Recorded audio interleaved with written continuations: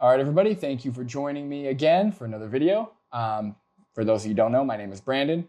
This is my channel, Logical Consistency, all about veganism, vegan debates, vegan ethics, stuff like that. I have a special guest here. They are a friend, IRL in real life. Want to introduce yourself? Yeah, first off, thank you so much for having me. Thank you for having me on the page as well. Thank you for supporting my boy right here. My name is Mike, better off known on YouTube as Snappers Only.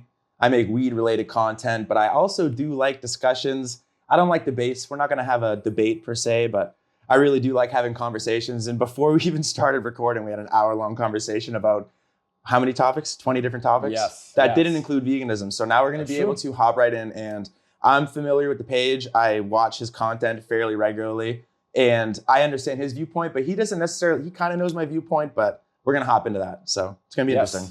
All right. Awesome. I'm excited. Okay. So, to start this, I guess, it makes sense. So I'm obviously vegan activist. You are not vegan. No. Right. Okay. So I think it would make sense to start. So like the point I want to get across, or the direction I would like to go, is like explaining or making a good argument for why you should be vegan. And by should, I just mean like morally based on your already established values, right? Because that's what made me vegan, right? I went vegan because based on my established values, based on the values I already had, veganism is just a logical extension of those values. Yeah. Right? And when did you go vegan? 2017. Okay. Yeah. So when I turned, a few months after I turned 18. Okay. So is it cool if I ask you just a couple questions? Yeah. All right, cool. So, first off, before we start, I'm just going to define veganism. Yeah. So we're on the same page with that. So veganism is essentially the rejection of animal exploitation, right? So it's not viewing animals as objects, right, or as products, essentially, right? So do you currently, or have you ever cared for a companion animal, like a dog or a cat? Oh yeah, all the time. Okay. Yeah, I'm on my third dog. Oh, okay, nice. Okay. And would you say that you love your dog? Oh yeah. Okay, all right. And obviously, I would assume since you love them that you would never want to see anything bad happen to them. No, right. no. And you would never want to do anything yourself bad to them. Right? No. Okay. So right off the bat there, right, one more question about that. Would you say your dog is an individual? Yeah. Like they have their own personality? Yeah. They can feel pain, feel joy, stuff Yeah, like that. for sure. Cool. So right off the bat, right, you already have a set of values where you recognize that you wouldn't want anything bad to happen to your dog, and that your dog is an individual who has their own life, who has their own interests, right? So my first question here is, given that we are on the same page of what veganism is, what is stopping you from extending the values you already have for your dog, right? Of not wanting them to have their throat slit, not wanting them to be abused, not wanting them to be sold as products, separate from the pet industry, which that's a whole nother, we can get into that too. But what's stopping you from extending your values that you already see with your dog just to other animals? Yeah, I feel as if it's just a cultural disconnection, you know what I mean? Where you don't necessarily view your dog as a cow or a pig because it's not something you've grown up with, where you've grown up with, these farm animals are almost food. That's just kind of the way you see them. Okay. It's the ends of the means, Sure. So. No, 100%. I think culture is that's probably the biggest culture, tradition, whatever you want to say, is probably, one of the biggest reasons why there are so many people who continue to pay for these in products or pay into the industry. Yeah. But that aside, right? So would you say that culture is a justification for what we do to these animals? No, that's my favorite question you asked. No, I don't. No, I don't agree with that. Okay, cool. So being as you are in a position here, because a lot of people don't recognize that, right? A lot of people, they come up with, as you've seen on the channel, a lot of excuses besides just the fact that, well, this is what I'm conditioned to do. Well, this is what I enjoy, because I've already been fed it, stuff like that. Yeah. So given that, you are on the page of okay, culture doesn't justify this.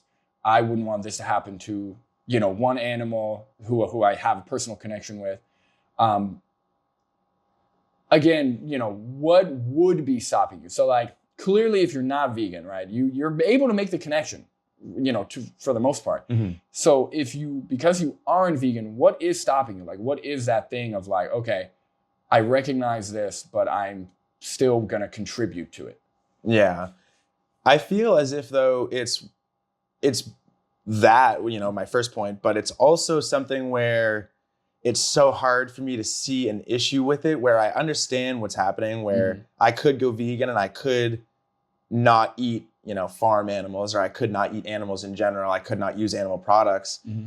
But with that said, it's something that I don't, the way my brain works, and it might not necessarily be the best way to operate, but at the end of the day, the way I see things is, before we hopped on the camera, like I talked about it, where, I don't necessarily know the meaning to life. I don't know necessarily what the whole purpose of us being here is. I don't know, I'm not one to believe in a specific example of a God, but I do believe there's a higher power, and I don't necessarily know if they would want us to be eating the animals or not be eating the animals. But in the things I've learned and the traditions that I grew up with, it almost seems as if these animals are here for a purpose, and their purpose is to keep us here. And, I don't want to cut you off on your next point, but no, go for it. The idea that we need animals and everybody needs to eat, 5 pounds of bacon a week in order to survive, and that's not substance you need. There are vegan alternatives where the entire world could go vegan. Correct me if I'm wrong. That's accurate, right? Mm-hmm. So you would just need to replace a lot of the farmland that we have with just, seeds, fruits, vegetables, chickpeas, stuff like that. Yeah. So if the question is like, so now like, if you're kind of raising concern about the practical implications. No. Because I believe it. Okay. I'm curious because I'm just saying it. Let's say we're at this point where a large portion of the world, and do you know what percentage of the world is meat eater versus vegan? So is there a percentage? Well, I would. So yeah, about 98% of the world isn't vegan. 98.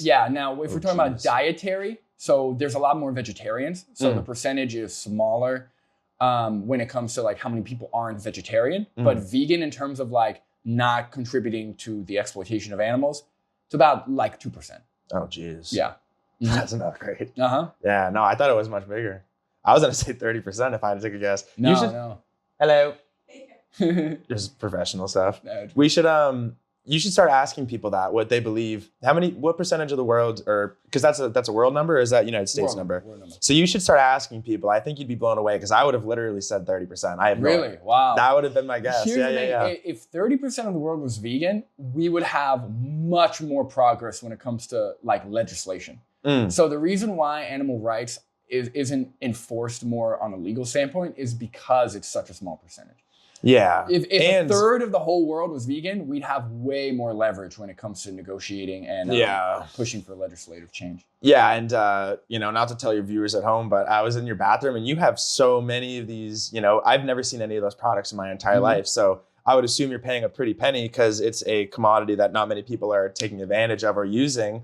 So you are having to pay an exorbitant amount of money as compared to the regular version. But if 30% of the world was vegan, there'd be, a company that came out, or even something from Procter & Gamble that was actually, not cruelty-free, I should say. Well, that's the thing. It's like a supply and demand thing. And the more demand there is, like you see name brand, like Tide has a plant-based detergent. Like you see like, you're going to start seeing like name brand traditionally, like, your classic, like, go to the store, buy the generic or buy the cheap thing. You're going to start seeing that more plant-based.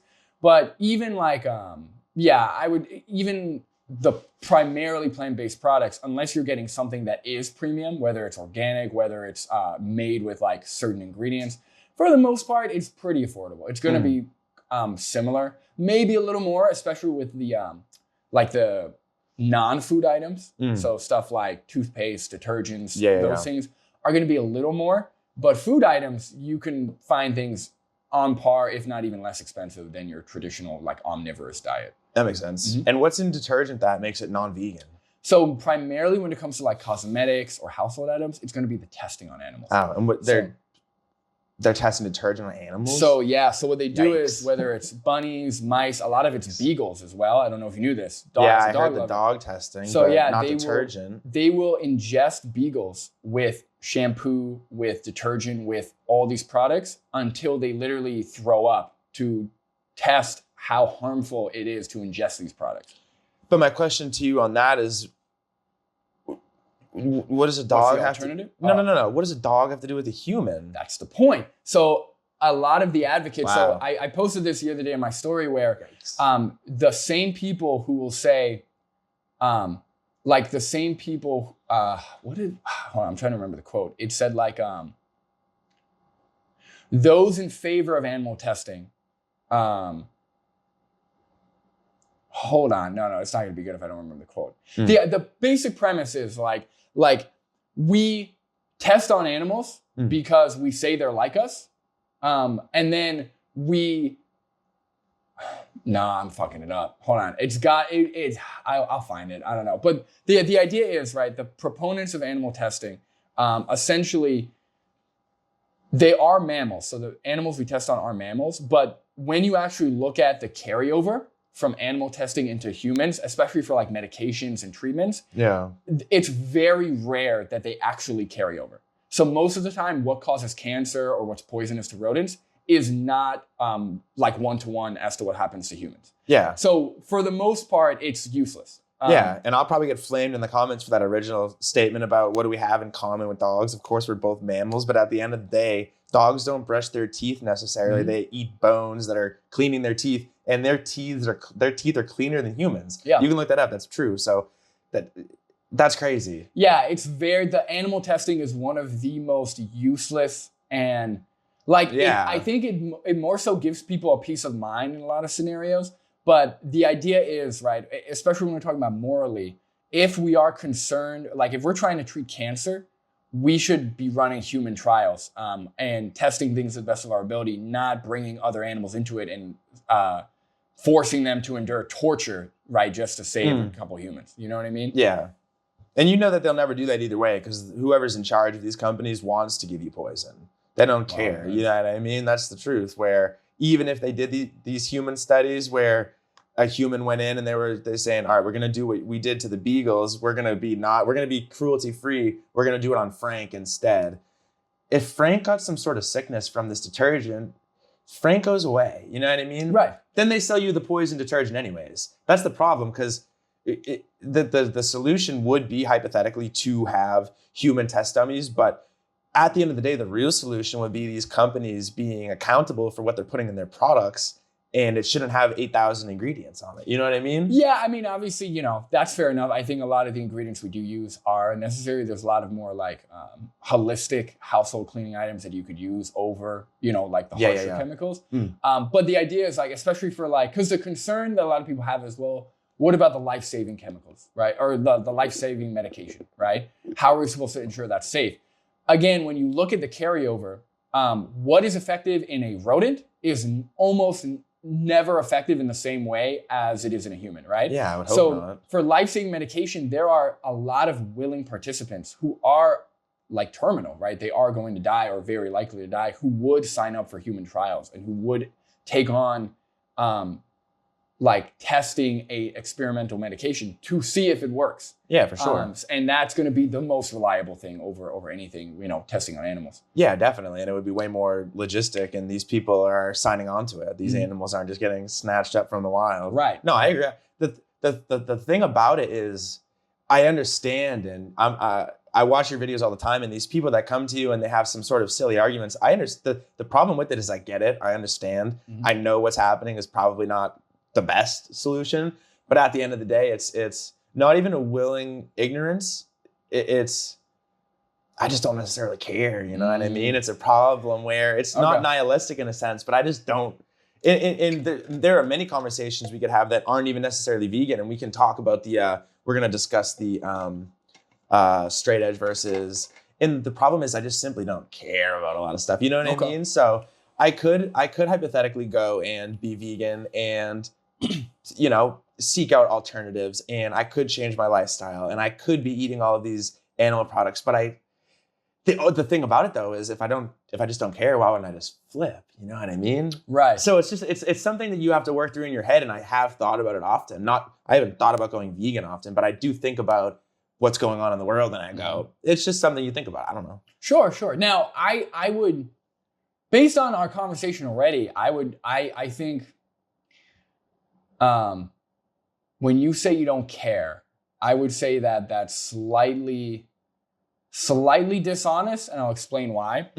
Because when I ask you a question about your values, right, like the dog example, right, or I'll ask you some questions about humans as well, but clearly you do have like some concept of morals, right, of your own moral values, right? Oh yeah. You have like a right and wrong, right? So, and even when we talk about the animal testing, right, it seems like you already have this attitude of, oh, that's fucked up. You know, 100%. What we do to these animals by squirting shampoo in their eyes, for example, right? Yeah, or tying them down. So, right. You can't be doing that. I 100% agree. That's fucked up. So, and I'm assuming like if there was, someone like a Jeffrey Dahmer, for example, right, who wanted to have his way with innocent people, right? Yeah. You would have a hard line against that, right? You'd say, depending on the people. Depending on, of course, right? But like you're not like a live and let live type of guy consistently, right? You are somebody who says, live and let live until there is somebody who's actively trying to harm others or restrict the rights of others. Yes. Yeah. It's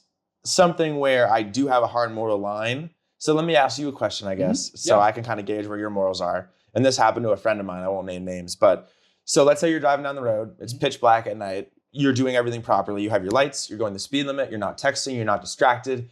You go around a turn and you hit someone in the middle of the street. They're wearing all pitch black. Yeah. Whether or not they were intentionally standing there or they were crossing the street it was just wrong place, wrong time.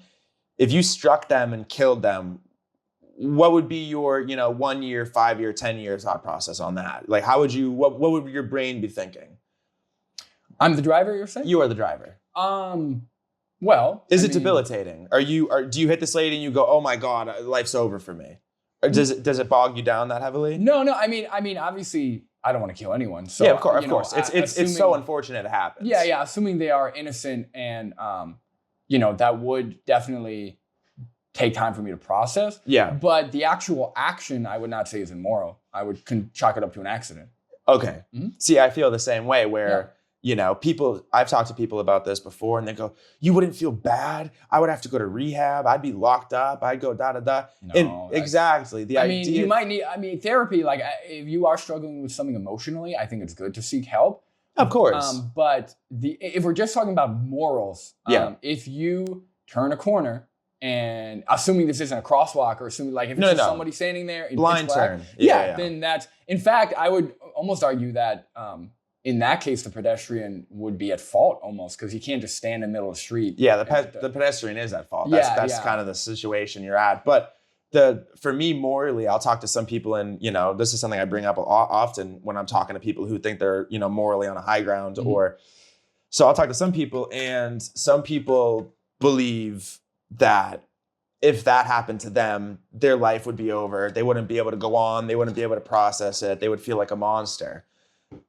And then you talk to different people where they would chalk it up as, I would kind of feel as if I was fault. I don't really know how I'd feel about it. I'd have to take a week off of work, blah, blah, blah.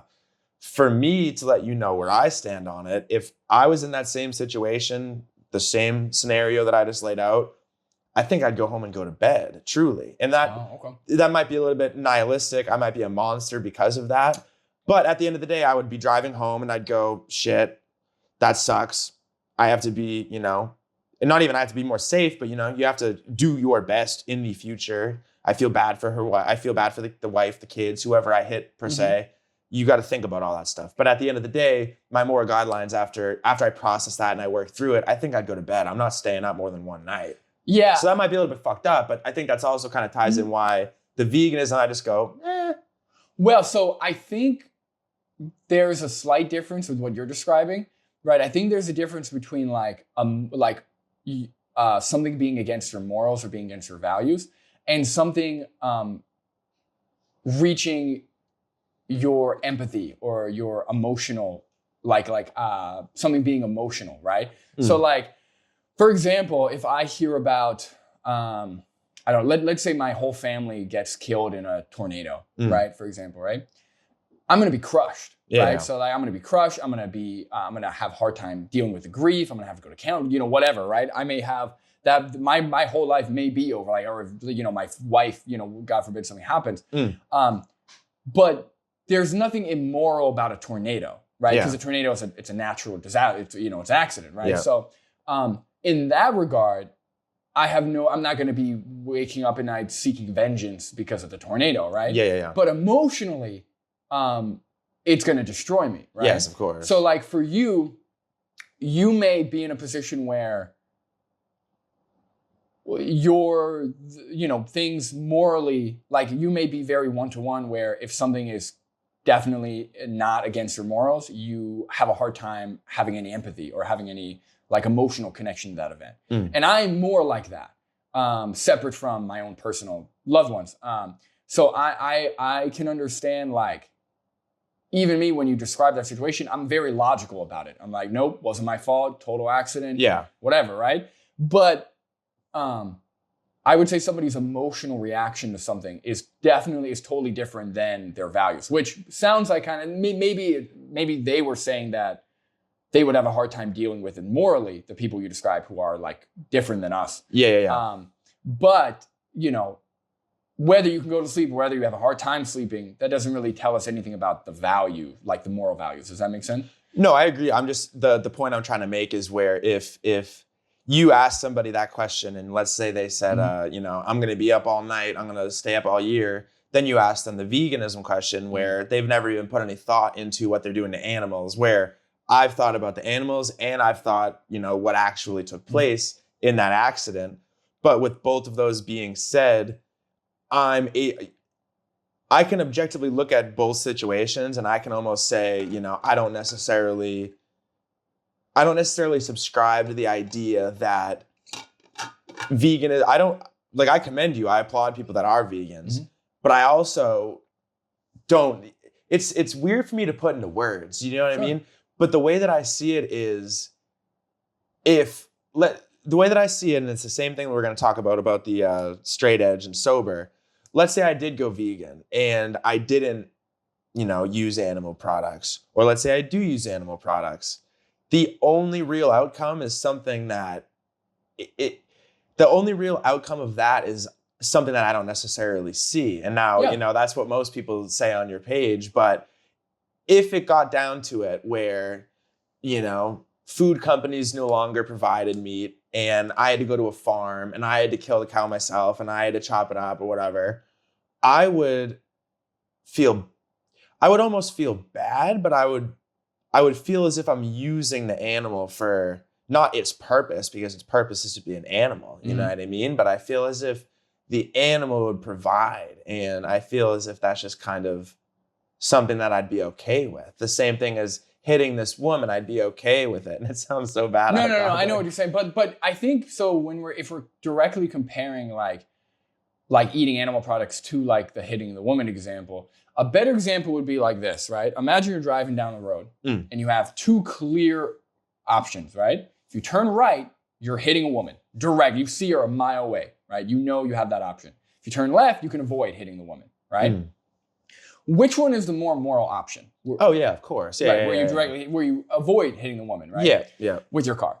So the veganism thing, that's more like what it is, where you have the option, right? Where you can either directly contribute or pay for these animals to be exploited, or you can avoid it, right? And if you choose to pay for it when you could avoid it, then you are like culpable. Then you did make the decision. And when it comes to like the victim's perspective, right? When we talk about like, that woman, right? Let's talk about that woman who gets hit by a car, right? Who gets intentionally hit by the car. Whether you can sleep at night, whether you care or not, that doesn't make a difference to that individual, right? At the end of the day, that individual is getting abused, they're getting exploited, or they're losing their life, right? Likewise, in the animal's perspective, because I get this, this is a fairly common position a lot of people take, where they say, well, as long as I can sleep at night, that's all that matters to me, right?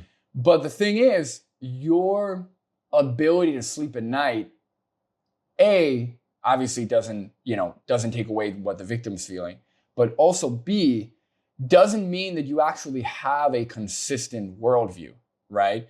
A lot of people can be hypocrites or be inconsistent and still sleep well at night. Actually, most people, they have some kind of, So just to test your consistency a little bit, which this is like the fun part, is running Name the Trait. I don't know if you've heard me run this before. Name the Trait? Name the Trait, yeah. I don't think I've heard that one. So it's a logical consistency test.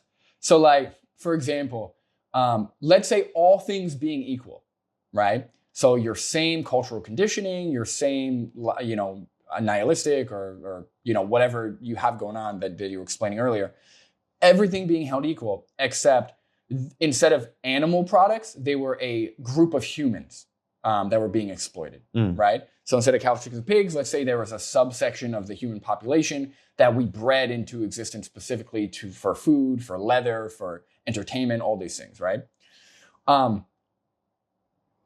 Would you treat that situation the same, or do you think you would go vegan? It's not necessarily the same, but it's kind of where it's not happening in that sense where we're not eating humans, but people are, kind of getting screwed over by things I do, where I have an iPhone, I have a camera, I have a MacBook. These things I know are terrible. I know they're made by slave labor. I know these kids are in horrible conditions, but I buy it anyways because I don't care. You know what I mean? So the same thing where if I grew up and humans were always something that got eaten, and I don't know, let's just call them blue humans. Sure. For lack of bloomins. Let's call them bloomins. Bloomin' onions. Let's call them that. So for lack of a better term, if I grew up and that's something that always happened, no matter what, even if it were humans, let's say I was conditioned and I did it, Thanksgiving, whatever, at a certain point I would realize bloomins are humans. Mm-hmm. We can't just eat them. Right. But I guess my question to you is, at what changed your mind that because obviously you don't equate a dog and a pig to a human. No. Because if you were going to run down the same scenario, if you were driving down the street and you were going to hit a dog or a human, you had no other choice. You're going to hit the dog, unfortunately. Yeah, well, you said earlier, depending on the human, but yeah. Yeah. If it was my dog, for the most part, yeah. For the most part, you would like to believe that if there was an animal versus a human, you would believe that you would hit the dog. But I guess my question is, you don't equate them the same one-to-one, but what sparked you to care about them as if they are not semi-human, but you view them in a higher light than just animals, I guess you could say. So exactly what I'm trying to do, the name the trait, because humans are animals, right? Other species of animals, we're all animals, right? Now, I could not answer the question of what is my justification for continuing to contribute to these things when we don't have to. Right? That's when I don't have to. I could not answer that question. I could not come up with a convincing argument that would align with my morals, right? And when you do I equate humans and animals one-to-one? No. But do I give enough moral value to other animals to where I think that we should extend rights and not exploit them? Absolutely. Because they are sentient. Right? So sentience is the ability to have a subjective experience, right? Okay. So it's what separates most other animals from plants, from inanimate objects like rocks and tables, right? So like your dog, when you can see them interact with their world as an individual, that's sentience, right? And it's something unique only to, animals. Well, as far as obviously, are there any animals that aren't sentient? Is that a dumb question? No, it's not dumb. Like like a fish or something that just kind of floats around all day. No, fish would be sentient. Like sea sponges. Sponges are technically animals, I believe, but they don't have any brains, nervous systems, nothing. So but you couldn't eat that as a vegan though, because it's technically an animal. Well, so it depends on what we're talking about. So like for me, it's about the sentience. So like when I say other animals, I'm talking about sentient animals. Yeah. Like if there's an animal that isn't sentient, like some people debate whether or not bivalves, like mollusks or scallops or something, are sentient. I add the precautionary principle, but if those were deemed not sentient, I wouldn't have a problem with it. Yeah. So it's about the fact that they can experience what's happening to them on an individual level. Yeah, that makes sense. Yeah. So back to the human example, right? Not so much like, would I expect you? Because obviously, all things out equal, you just said you kind of go along with the culture. So of course I'd expect you to pay for the human meat or a bloomin' meat, whatever. But my question is like, given your current values, would you view the ending of bloomin' exploitation as a moral urgency? Oh yeah. Right. But that's the problem though, is I don't necessarily, because I understand, I put moral value to animals. You know, that's the thing, is I would never run up and punch a cow. That's the weird thing, is I would kill a cow and eat it, but I would never just punch it in the face. Right. But I would hug a cow and then I would chop it up and eat it.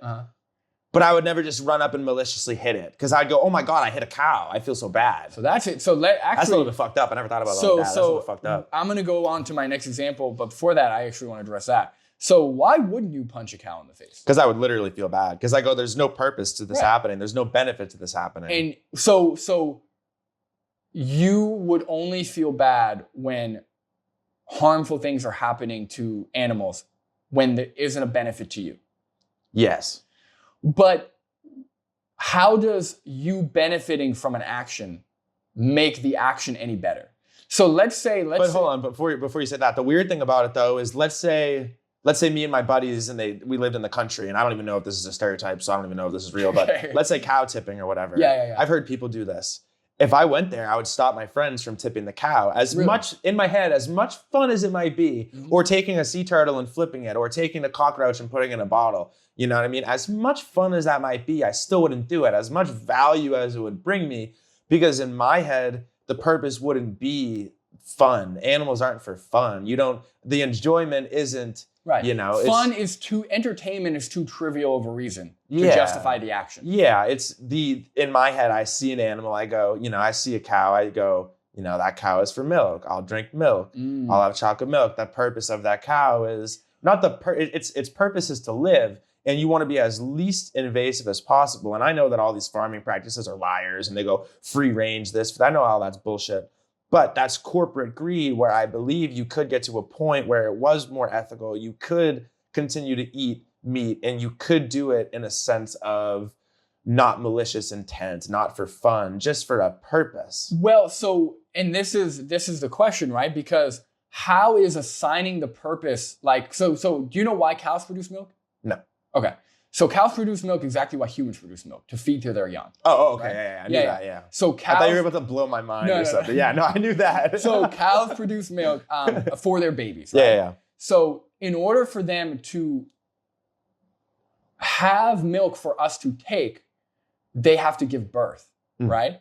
And if the milk is meant for the baby, but we're taking the milk away from the cow, what happens to the baby? Wouldn't it be malnourished? Well, we kill the baby. Yeah, so after about a day or two, we separate the baby from the cow, and then we either kill the baby for veal, or if they're a female, we put them back into the dairy industry and we impregnate them, and the cycle repeats, right? Yeah, see, that's fucked up. You shouldn't be doing that. Well, so here's the thing, right? Even forget about the industrial practice, right? Which you do support, by the way. So that's another thing. But even on like with your actual actions, but separate from the industrial action, what is the difference? Right, to the individual, whether a group of humans assigns the cow's purpose as being tipped for entertainment, right? Let's say 10 of us go, you know what, that animal's purpose is we're supposed to tip it over for fun, right? It gives us enjoyment. That's their purpose, right? Or punch them in the face or do whatever action, right? What is the difference between that and saying that cow's purpose is for me to eat their flesh? That cow's purpose is for me to slit their throat, right? Obviously, the action in the second portion is way more worse, right? I would argue that like kicking a dog is bad, but cutting a dog's head off is the worst, right? You can't really get worse than ending somebody's life. But why does the purpose of food or clothing or whatever else, why does the purpose matter when the action to the individual is, in my opinion, what should be what matters? Yeah, I think it's kind of just where, you look back at it and it's awfully strange how, a cow could be used for, milk, meat, hides, warmth, things of those nature, where it almost seems, do you play Minecraft at all? Have you I have played familiar? it. All right. So it almost seems as if there are things, you could refer to any game. It almost seems as if there are things in life, and I hate to call life a game, but if you want to say we're playing a game or whatever, but it seems as if there are things put here for a purpose and they make logical sense where it doesn't make much logical sense for me to tip a cow or to punch a cow. It doesn't, in my head, that doesn't make logical, purposeful sense. But having a pair of sandals to wear or having a blanket or having milk to drink or those things make purposeful, logical sense to me. You know what I mean? But when you have an alternative where you don't have to exploit animals, then wouldn't the milk you're drinking, the sandals you're wearing, the meat you're eating, wouldn't those just be purely for like enjoyment when you have an alternative that you don't have to exploit those animals for? Yeah, I think the alternative isn't necessarily this. It's an alternative, regardless. You know what I mean? If there's physically no way that they could make ground beef. They can make it taste good. They can make it similar. They can make it cook the same. But intrinsically, it's not ground beef. It's an alternative. Sure. So the question would be that, and that it wraps back to the original point where, do I care enough about animals? Not maliciously hitting them and tipping them and stuff like that, but do I care enough about animals where I'm going to take an alternative that I know is an alternative? And the answer, is no. That's the problem. But that's the question, because again, I'm not talking about alternative in terms of like one-to-one taste. I'm talking about nutritionally. It's a solution to what you need in this day and age. Right. So like, because when you say like food or clothing like warm hide, I'm assuming you're implying some kind of necessitation, right? Some kind of course. Like for survival, right? But when we have options, so like, when we have options where we can survive without exploiting and harming animals, right? Then all of those actions from that moment forward is for enjoyment. Right? So you're saying, well, ground beef is always going to taste like ground beef. The alternatives are always going to taste different. Well, no, I agree they taste the same. I've had the because I dated a vegan for a long time, so I was having all the vegan food. You know what I mean? So the fake Impossible meat, the Gardein, I'm familiar. I'm well versed, and it tastes it tastes pretty spot on, dude. Yeah. I respect it. You go and you have a Whopper. I don't think they do the Impossible Whopper anymore, but when they did, you give them out on the street, blind taste test. Yeah, no way. You can't tell the difference. So I'm not one of the people that goes, it's not the same. It's not the texture. It's it's sad. It's going to be horrible. I'm going to get clipped so many times, but it's nihilistic to the point where I just don't care. You know what I mean? I don't care enough to hit the old lady for fun. I don't care enough to punch the cow for fun. But in my head, I don't care enough to change your action. Rework my settings to go, that's bad. I need to have an alternative. That's the problem. Is I just don't care, and we could talk and I'm interested. We could film an episode every day if you'd like, but I don't. It's one of those things where I don't think I could physically convince you, even if I came up with some sort of grandiose proof of. And veganisms are, vegans are in the right. They're going to have the more high ground when it comes to having an argument every single time, as opposed to eating people who eat meat. Because you go, I don't eat animals, and I go, I eat animals. I kill animals. And you go, I don't kill anything. I don't even want to swat that fly. But dude, I don't even swat flies. I let them out of my house. I catch them and I let them out of my house. But you get what I'm saying though? I would never be able to have you go in your brain and get what I'm saying. And you have the more high ground. But I could never, I don't think you'll be able to ever have me go, I'll be a vegan. So just to be clear, you are in no way, so you are of the opinion that veganism is the morally correct position. Yeah. So so I admit it. I agree. Okay. That's the problem. Okay. Oh, okay. Well, you know what I mean? Okay. But so I'm going to go back to name trade because I think that will demonstrate a little bit. But either way, but what you're essentially saying, and this is going to come off a little harsh, but I don't mean it harsh. I just mean matter of fact. Say whatever, dude. What you're essentially saying is, I am doing something that I don't agree with. Right? You're essentially saying, I am going against what I believe is the morally correct position because I don't feel like or I don't care enough to change.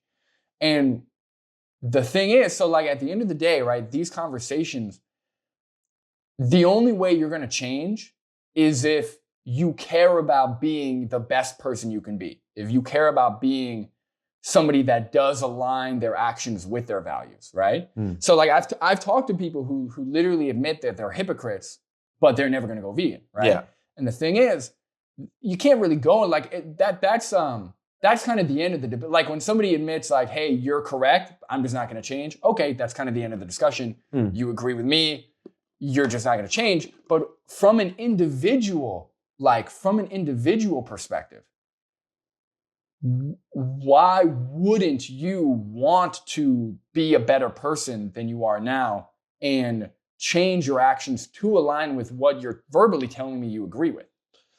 Yeah, I think it's the same thing where, not to change the subject, but like the vegan, let's say it came out in the news where breaking news, gasoline is actually, killing whatever, it's killing human being. And it fucking might. I have no idea.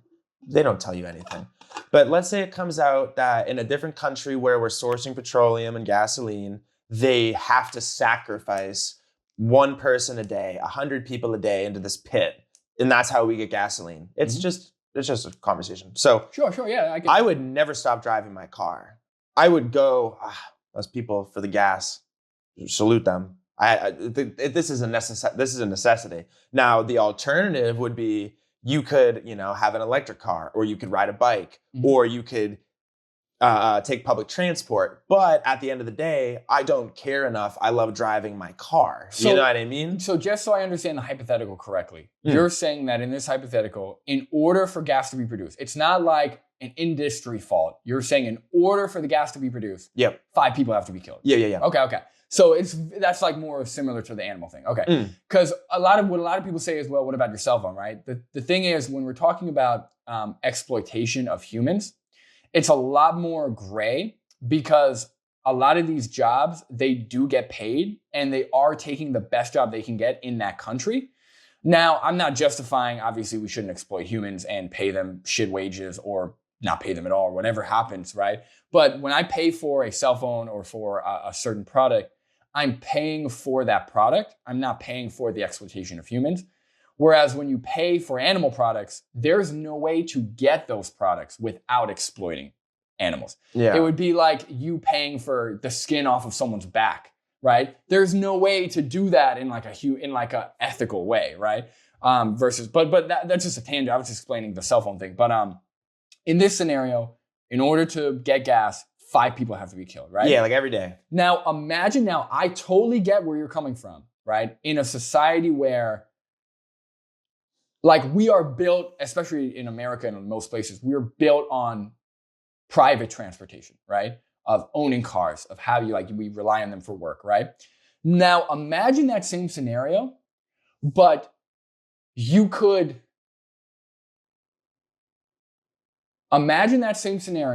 had an alternative that required very little effort. We're talking like a Tesla.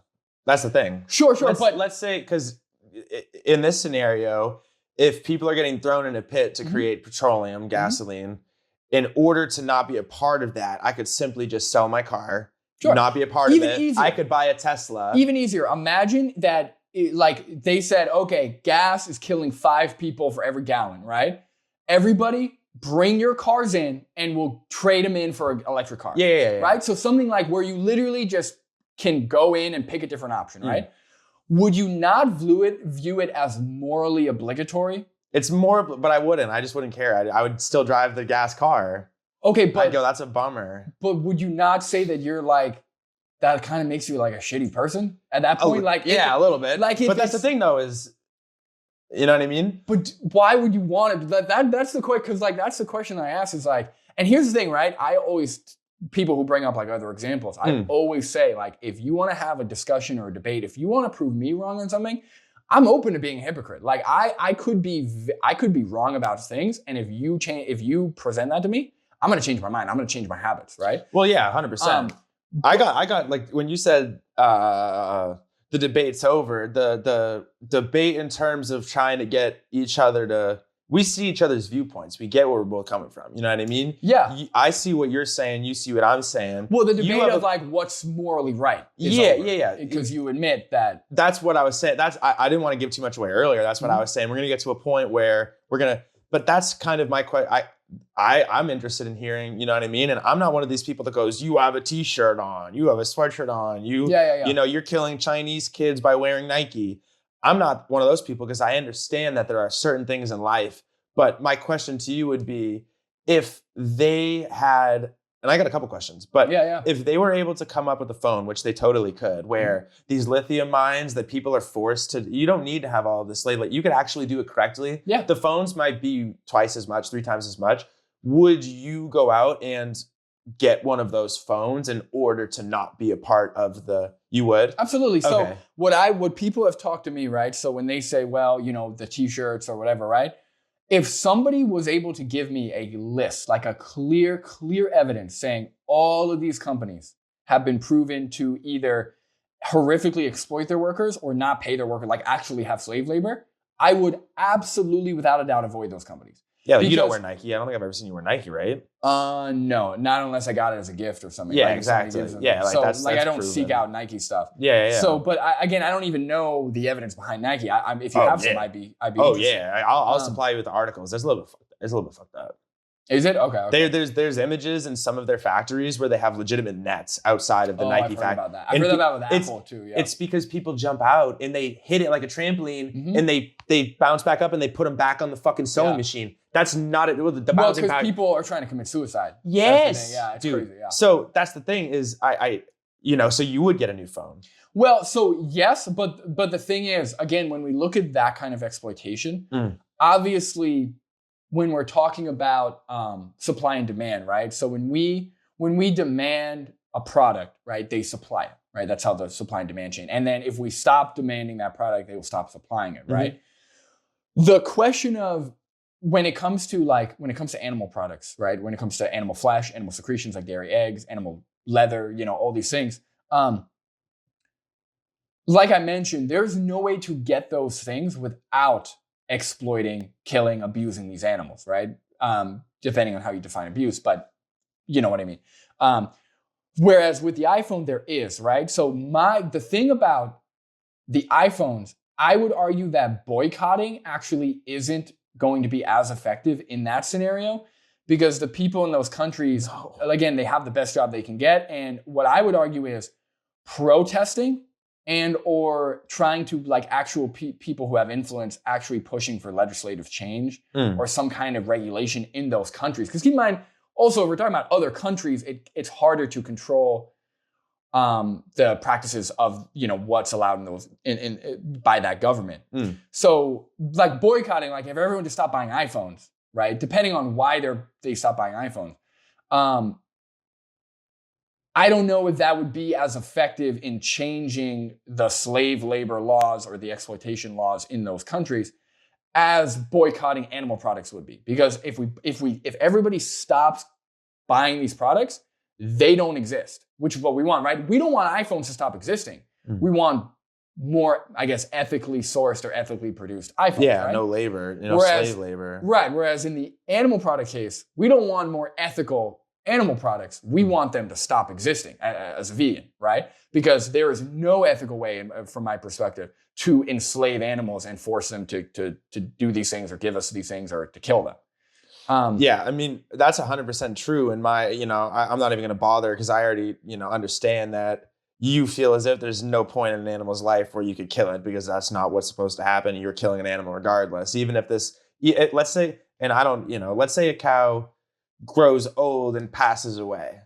Couldn't you still cook it? Couldn't you cut it up and still cook it? Yeah. How would you feel about that?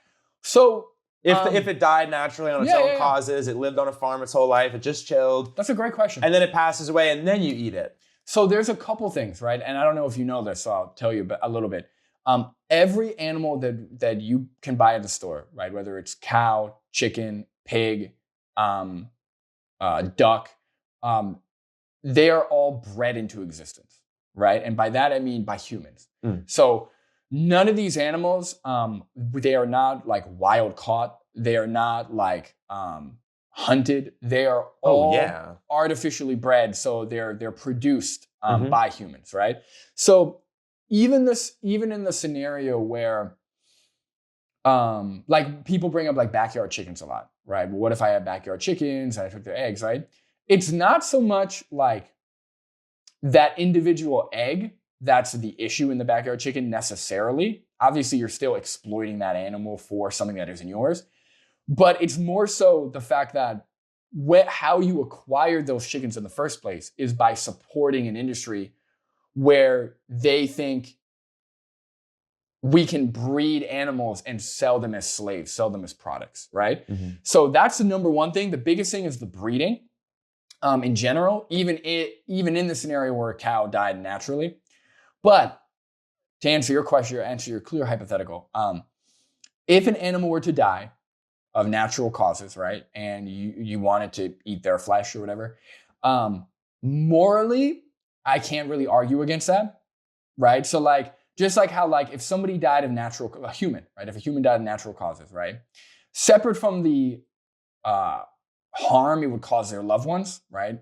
I can't really argue that like eating a piece of their flesh is like morally wrong, right? Because there's no harm to be done. The individual's not living anymore, right? Yeah. So when it comes to like consuming or using like the dead body of an individual, whether it's animal or human, after they're already dead, where there's you can't exploit someone who isn't living, you can't harm someone who isn't living. Morally, just in a vacuum, I can't really argue against it. Now, practically, can I argue against myself now that we've been talking about it? Sure. I feel as if the thing about it though is there's a reason why there's organ donors. You don't just get to dissect people once they're dead for your own benefit.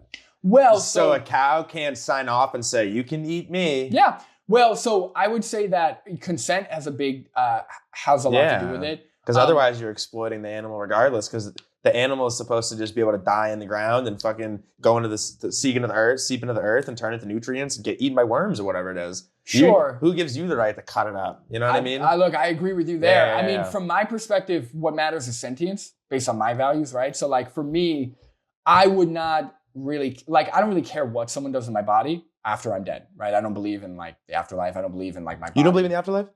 No. But separate from the afterlife, I don't believe in like any type of value in my lifeless body, right? Like my physical body. Like like what matters to me is like my experience as a living sentient individual. So in that regard, like I agree with you, like we do give people bodily autonomy even after they're dead. I would argue a lot of the reason why is because of their loved ones, right? So like if I died and Julia saw somebody like, like eating my arm, that would be horrific for her, you know? But yeah, the organ donor thing's a great example. So yeah, I mean, you debunked your own argument, but I would That's why I like talking about this stuff, because I'm not one of these people who's not going to actually think about it. You know what I mean? I like thinking about it, and I hate coming across as a hypocrite. I don't necessarily like that word, and like willfully ignorant. I don't really know what word it would be, but I think about stuff like this. So even when I think I'll bring up something, and even if I don't want it to be true, I would prefer it to be true, because in my head I'm thinking, what if all the cows just live a happy life and then you can eat them once they're dead? I go, nah, that still doesn't work. Yeah. You would still kind of be an asshole. You would, yeah, exactly. You'd have to admit you're an asshole. That's the thing, like, because when I say practically, right? So like in a vacuum, that's one thing, but practically, right? In a world where we do value animals as individuals, right? Where we say, okay, animals are not products for us to use, right? And then at the second all of them die, we chop them up and we grill them, right? It's fucked up, right? So like, you're not necessarily causing harm or any negative impact to the living animal, to the sentient animal anymore. But practically, we would just never do that, because just like how we don't do that with humans, because once you give a certain level of value and respect to individuals, you give them that respect once they're passed away as well. Yeah. But to the name the trade thing that I wanted to ask, because you said that all things held equal, if you were eating or paying for the products of blumens, eating their body parts, wearing their skin, whatever. We got to copyright that. Actually, I'm kind of stealing it from another animal rights activist. He calls them shumens. But if you were to eat blumens, you said you view that as moral urgency, right? But in the animal context, it sounds like you don't, right? Yeah. So there's a difference, right? So name the trait is what is different in animals, right, compared to humans, where one is justified and the other one isn't, or one is moral urgency and one isn't, right? So like what is different between you and a cow or humans and other species of animals, where in the human context, us being chopped up and eaten, moral emergency, but in the animal context, you feel apathy or you feel as if you don't care. What's the difference? What's the trait that separates us? I was going to say, I think it's overall just appearance and, appearance and the ideas that you've been grown up with. So you grow up and although a dog is a wolf, is a coyote, is a, whatever animal you want to name that looks exactly like a dog, because they all look like the same. But at the end of the day, you don't grow up knowing that a coyote is, not for use. It's an animal. You don't grow up learning that. So it's firstly what you grow up with, what ideas you've been presented. That's one difference. And it's not a difference that you could say, oh, it's a human versus an animal. It's a difference of ideas that you've been presented. So that's point one. And then I'd say the other difference would be, straight up looks and appearance, where if an alien, maybe not an alien, but if a foreign object or a foreign, individual foreign item came here and it didn't look like something I was familiar with. I didn't look at it and go, oh, you're another human. You have two eyes, you're standing, you're walking on your own feet. And it kind of has me thinking where I would almost feel morally incorrect killing a bear, because I think about him walking around on his rear feet, his rear paws, walking around almost, it's almost weirder when they're not standing on 4 feet. It's a little bit closer, you know what I mean? Okay. So what you're saying is, regardless, like a general disconnect. Right. You're saying that the difference is like physical appearance and familiarity, essentially. But see, this usually works when you're trying to justify, but you already said it's not really justified. Would you say what we do to animals is justified? No. See, the thing about man, I don't. Yeah. Then you should be. So this is the crazy part. Well, hear me out. Is I'm not vegan in practice in terms of eating food and stuff, but the idea of the detergent and the animal testing and the plant-based products where it's, these items that you can get without the exploitation of animals, I still do purchase those. I've never seen any of those products in your bathroom, but when there is an alternative, when there is an option that's presented, I will do it because I care enough where I don't think it's right. If you told me that in order to accomplish something, you would have to take a cow and you would have to tie it down and you would have to inject it with whatever. That, to me, doesn't make much sense. I don't think that that's cool. I think that you should have a human test it. But then if you told me that we should be able to eat cows, I'm like, yeah, that's fine. There's like a difference to me. I don't know. But because when I asked you about the punching of the cow, right, you said you would feel bad, right? Yeah. Recognizing that it's not... You wouldn't punch a cow because you could hurt your hand potentially, right? You wouldn't punch a cow because the cow can feel pain. Yeah, I'd start crying. Right. Oh, shit. Because fancy. Because somebody could say, it doesn't make sense to punch a cow because the risk of hurting my hand doesn't justify the enjoyment I get, right? Yeah, fuck that person. Right. Fuck that person. But the thing is, right, so you recognize that the cows can feel. So if you're willing to find alternatives to like punching them or experimenting on them, then what's stopping you from going with the alternatives that prevents them from having their throat slit, prevents them from being held in factory farms, prevents them from having their babies taken away from them? I think it's just the general care and the idea. I mean, I guess one thing that might change my mind is how many animals does an average human eat? Okay. So in terms of the numbers, yeah, I don't know what this will come out to individual, but I'll tell you the grand scheme. If we're including fish, it is so every single year, trillions of animals are killed. If we're just talking land animals, so cows, chickens, pigs, it's about 80 billion. 80 billion, so 10 times the human population. How does that make any sense, though? Well, so... Are people eating 15 eggs in the morning? What's happening? Well, I mean, just like with any kind of product, to ensure food security, you have to overproduce, right? So like, for example, there's no way to produce, even with plants, for example, there's no way to produce just the right amount of grain. You have to overproduce, right? So we're producing way more animals. Fuck? You throw it in the trash. You feed it to the animals. Grain can be a disposable item. Who gives a shit? Well, throw it in the ocean. But the thing is, to a lot of people, right, these animal products, right, animal flesh is like, they view that as they view like actual necessary items, which they aren't. No. But that's part of why it's so many. But also we do have a very like meat heavy diet. And when it comes to like the numbers, so 80 billion animals are killed every single year. The amount of resources that we use. So from an environmental standpoint, it's fucking insane. The amount of resources we waste on animals. Because if you think about it, right, what do the animals eat?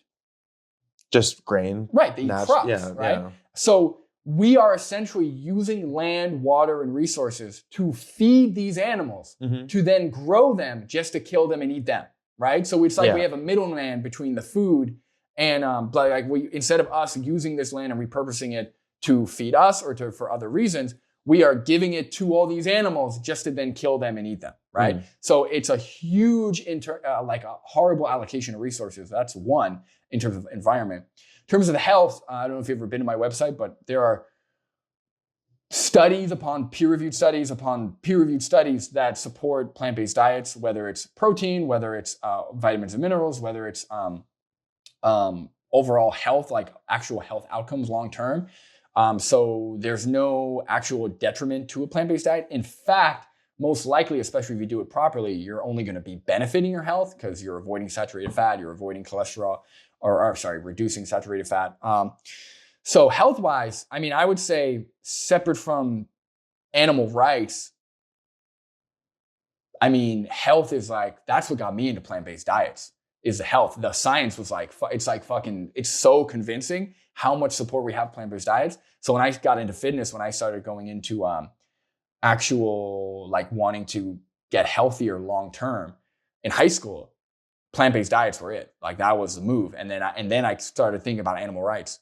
So that's what got you into it? That's kind of what started the wheels turning? That's what got me into like evaluating what I'm eating and what I'm doing. And then once I found out about plant-based diets, that naturally leads you to vegan activists or animal rights or people talking about, what we're doing to animals and why it's wrong from the moral standpoint, not just, what you should eat for your health. Yeah, I guess my question would be, and like you said, it's only 2% of the world, but why wouldn't there be any of these really, really well-known or big fitness bodybuilders or anything on YouTube or Instagram or real life where instead of, every single meme you see, every video you see, they're all eating chicken and rice, chicken and rice, chicken and rice. If they're equal and they're more healthy, why wouldn't more of these bodybuilders be on a program like that if it's better? Well, so is it because it's not out there? The information isn't accessible? No, it's very accessible. Look at yourself, right? This is the thing about you, right? You are somebody who clearly thinks about things, right? You even are honest enough to admit that you are doing something that you literally, like you are participating in something that you think is morally wrong, right? Based on your words.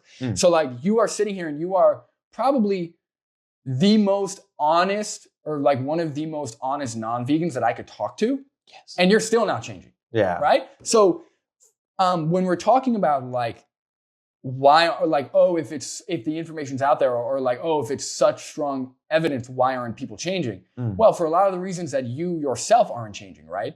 Cultural, you don't care enough to change your habits.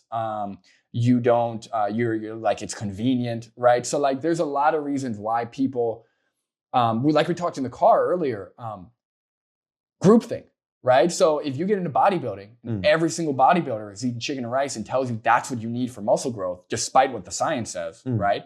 Are you going to be the one person that goes against all those bodybuilders and says, you know what, I'm going to follow the science and do this? Or are you just going to follow what they do? Well, that's the thing though, is I don't eat. When I did my original research on what to eat and food plans and stuff, every single one of them said avoid tuna, don't eat tuna. That's the only fucking thing I eat. I don't listen to these people because I figured out what works for me. That's the problem. So what would be a substitution? Like, let's say what's the vegan substitution for a can of tuna fish? I go to the store, I get a what? Nutritionally or taste-wise? Protein and as close to taste as possible. I mean, fish is kind of tough to replicate. I would probably say tofu. The best thing you can do is do tofu with black salt.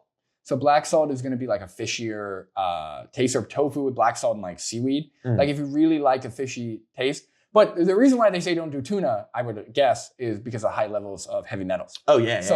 I looked it up and people say don't do that. But I'm like, whatever, it works for me. We'll see. Just don't care. Right, but that's the thing. It's like, you know. See, now that's not a moral thing, but that's something where I go, this is bad for me. Everything online says don't do this. It says on the can, don't eat more than 2 a week. I'm at like 12.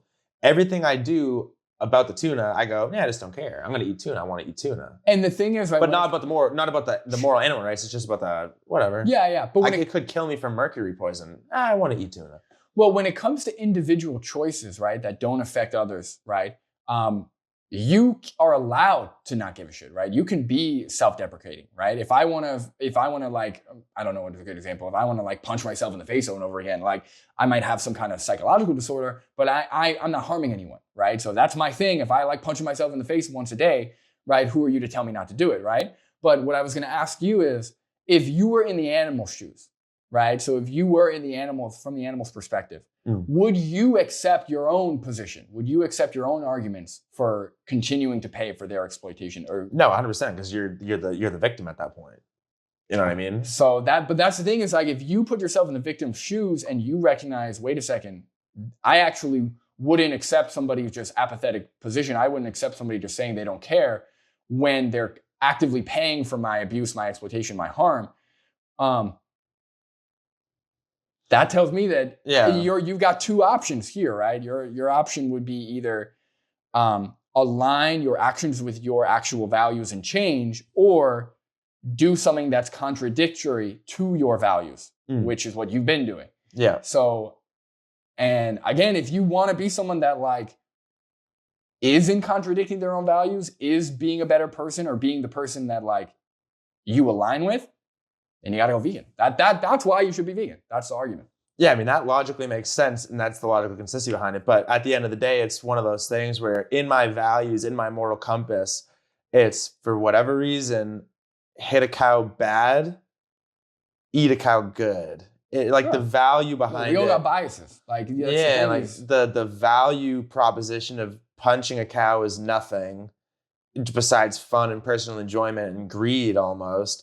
And the other one would be, just something that I have grown. And the grown up argument is just more so to, let people know where your brain stands, where you're currently sitting mentally. But it's just, for some reason, I don't think I'll ever be able to get to the point where I go, I'll actively. But that's the thing though, is like when you say, oh, you can do tofu with this, that's so much more work than just throwing a can of tuna in a can. You know what I mean? Like if you it might not be now, it might not be next week, but if you could come up with, hey, Curry, I found this online. You can substitute tuna fish with this, and it tastes similar, and it takes 5 minutes longer. Dude, fucking let me know. I'll do it. I'll eat that for sure. But the problem is you have convenience. You have, there's a whole regimen of things that you do in this world that. Anything that is longer, any more time, any more money, anything that I have to do extra than I'm already doing, I go, as much as I feel bad for the fish I'm eating, I'm going to eat fish. Sure, and I guess that's the case because it's still legal to buy these animal products. So obviously, like, there's nothing really stopping you, right? So like the convenience and the legality is a huge one.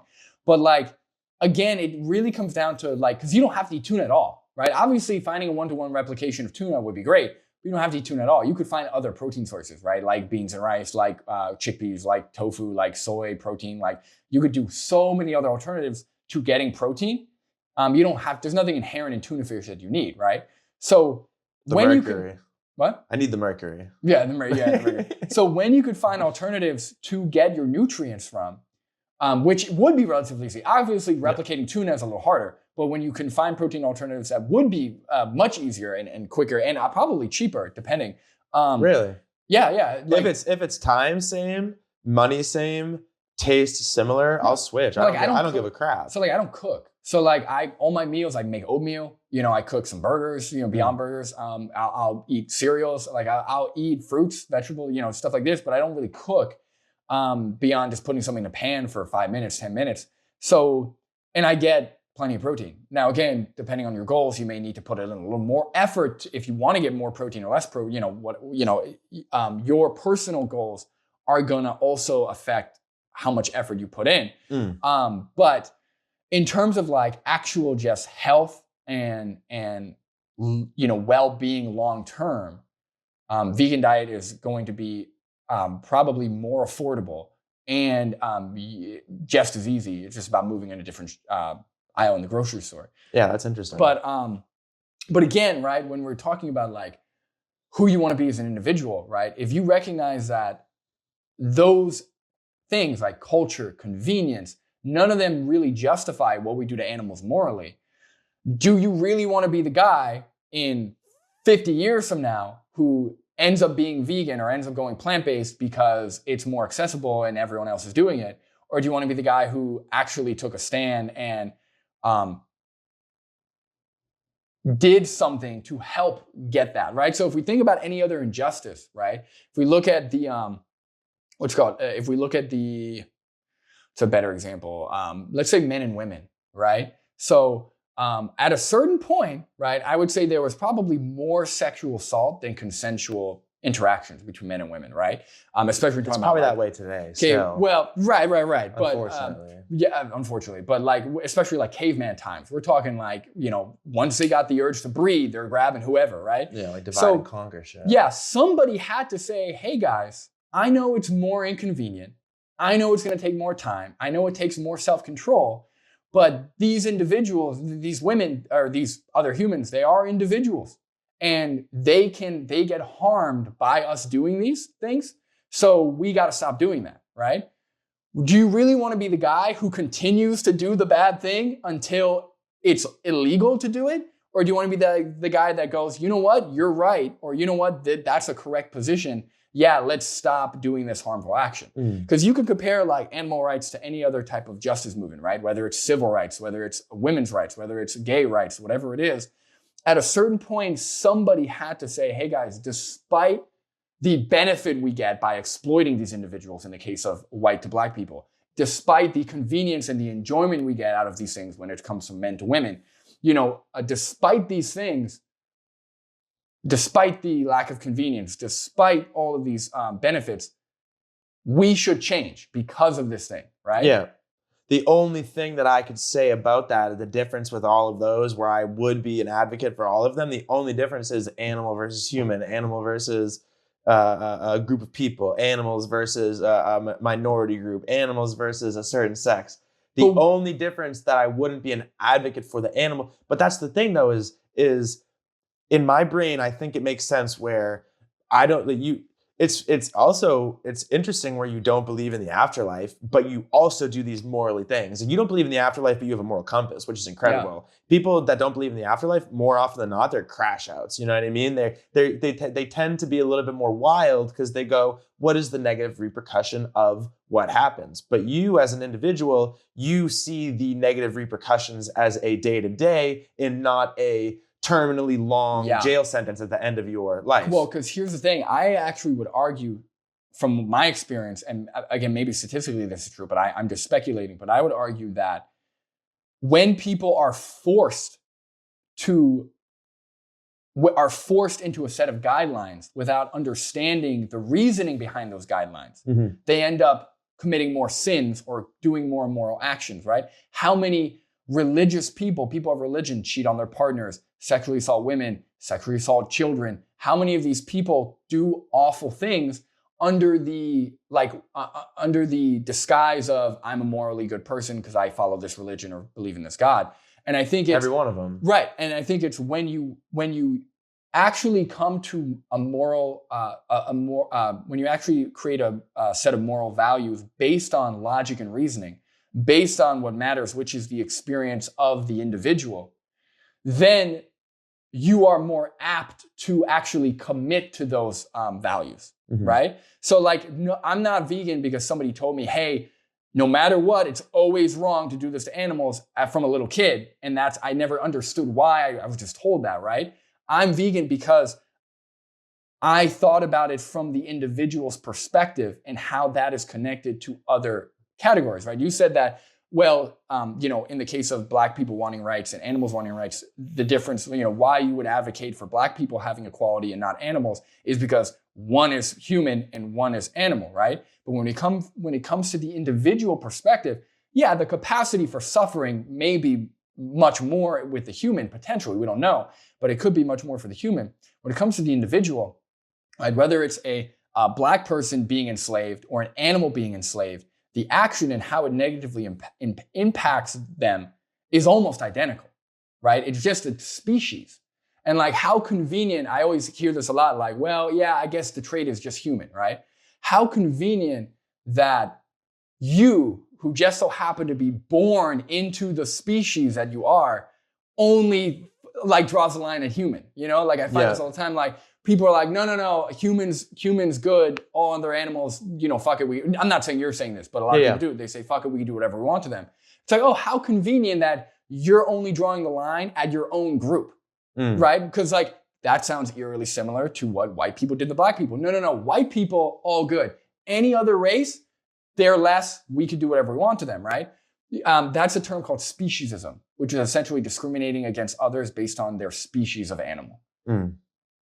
So that's a huge reason also why, like in your case, you're like, I just don't know why, but for some reason I have this like intuition, or I have this like drive of, or like this thing telling me human, definitely no, animal, it's good, or animal, it's okay to eat, right?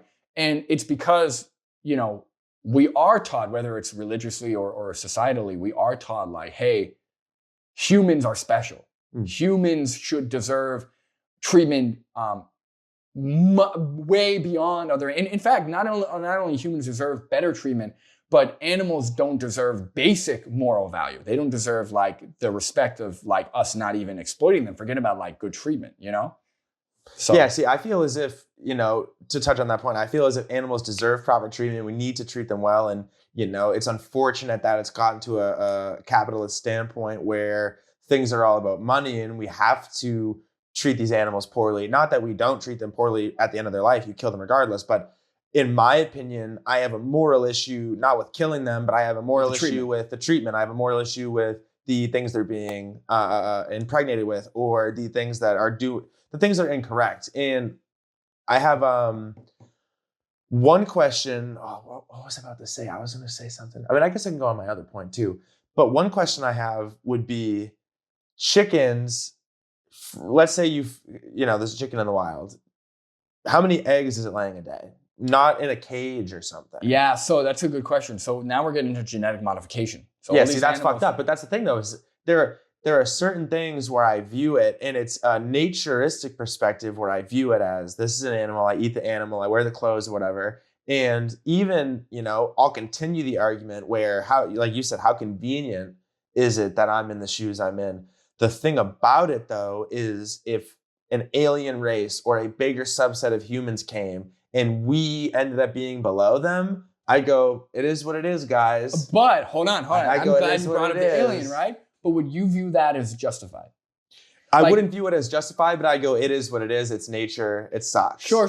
You know what I mean? But if you had the option, so like, let's say I was an alien and you were a human, right? And all the points I'm making to you right now, you were making to me, the alien, right? About how you're an individual, how you don't want to be, how it's not justified that you should be exploited, all these things, right? And I said, well, I'm not going to punch you in the face, but I don't really care enough. I'm still going to exploit you, right? Yeah. If you recognize that that's not a good justification, that would be morally wrong. Yeah. Then again, it's not so much an argument of like, the thing is, right, if at that point, if you recognize that that's morally wrong and that you just don't, that that's morally wrong and it's unjustified, but you still aren't going to change, then again, that's just on you as like a person. That's the thing, is like, if you are talking to the alien, you're like, dude, you just said that what you do to other humans is unjustified. You don't see a good reason for it when you have those alternatives. why are you still doing it? And they said, I just don't really care. Like, you'd be like, what the fuck? Like, what are you talking about? You know what I mean? Like, so that's what it comes down to, is like, the alien thing is a great example because that could happen tomorrow, hypothetically, right? Yeah. Hypothetically, we could be second in line on the food chain all of a sudden, and now we're in the place of the animals, and guess what? We deserve what happens to us, right? Because we just... See, but I would agree with that, though. I would say we deserve it, but to the perspective of the animal, if an alien came down and said, we're not going to kill you today, we're going to wait till you are 40 and your knees don't work. For that 10 years, you can kick back. We set up a room for you. You can play Xbox. You have as much soda and food and whatever you need. We're not going to abuse you. We're not going to test on you. You can just hang out for the next 10 years. And then at that 10-year point, we laser incision your head off. Like, you don't even feel it. I go, it sucks that I have to be the person that goes through this, but it is what it is. It's nature. And I'm glad that they're at least honoring me as a food source type of thing. But you're not just fucking coming in my room and hitting me and hitting me and hitting me. Sure. But if you could, so I agree. One is better, way better, right? We obviously on a scale, right, of like morally abhorrent and morally like problematic or morally bad, right? Obviously factory farming is over here, and like, the example you posed, the hypothetical, is like over here, right? But when we have an alternative where we can actually do the morally good thing, right? The morally neutral thing, I would argue, is not harming others, right? The morally neutral thing. I'm sure even in that scenario, if aliens gave you a choice, hey, either we can do this or we can just not do this at all, not exploit you at all, you'd pick the non-exploitation. Yeah, of course. Right. Yeah, of course. So that's the thing, is like, when you do have three options, right? The worst treatment ever, better treatment, but you still kill them or you still exploit them, and leave them alone. No exploitation at all, right? Leave them alone. If you can clearly say, well, the third one's better, you can stop contributing to the other two, right? Because most of the things you eat, whether it's McDonald's, whether it's grocery stores, whatever, it's all factory farm. That's number one. I mean, almost every single product, 99% of the animal products on the market are factory farm. Yeah, of course. So almost all of that you're contributing to. But then even in an ideal scenario, you recognize that there's a better option, which is the non-exploitation. So you can not contribute to these two and just contribute to the thing that you aren't against, which is, crops, plants, things that are made, without animal testing, stuff like that. Yeah. So, I mean, it's definitely interesting. I'm definitely gonna, I don't think I could ever promise being full vegan, but I don't need your promise, but check out my website. I'll definitely look at some stuff, and when I'm in the store, I'll see, I'll do some switching around. Watch. So if you feel like it, there's two things that are important to watch. Dominion. It's linked on my website, literally in the resource section, the full Dominion documentary, which you might only get through 10 minutes of it because it shows all of the horrific practices. So Dominion, I think I might have seen that one. I think they showed us in school, maybe. Is that a new one? It's newer. Yeah. I don't think I've seen that one. I see it, but I probably won't watch that one because I get it. Okay. That's just fine. And then I get it. The greatest speech you'll ever hear. It's called The Greatest Speech It's You'll linked Ever on my. Hear. It's a YouTube video. It's linked on my thing. It's by Gary Yourofsky. That pretty much made me vegan. A couple other YouTubers, but that one pretty much made me vegan. He addresses every single point you could possibly address. I'm going to have to use ChatGPT, and I'll type in my food and I'll say 1-to-1 comparison. Sure. And it probably has some vegan stuff. Yeah. But I don't think I could ever pledge being full vegan, but this is definitely, solidified thoughts that I've had where, you're intelligent to the point where you're not a jerk about it. You know what I mean? So I can internalize what you're saying, and I can go, that's a good point. That's a good point. I'm not going to go for vegans. Look, no, I appreciate it. I mean, you've been very honest, actually true to your word here. And, the ball's in your court now as to what you decide to do for your own morality, your own action. But yeah, I think overall, great discussion. Yeah, I appreciate you, bro. That was fucking sick.